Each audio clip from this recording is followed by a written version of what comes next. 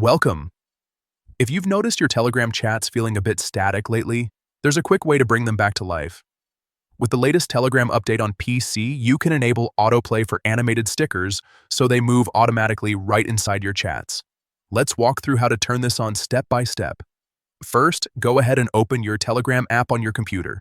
Make sure you're logged in and on the main screen where you can see your chats. Next, look at the top left corner of the app. You'll see three horizontal lines often called the menu icon. Click on those lines to open the main menu. From there, click on Settings. This will take you to a page where you can control how Telegram looks and behaves. Once you're inside Settings, find and select Battery and Animations. This section is where Telegram lets you manage performance-related features and visual effects. Now you'll see an option for animated stickers. Turn that on if it isn't already enabled.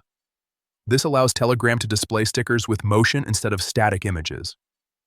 Right below that, you'll find the option called Autoplay in chat.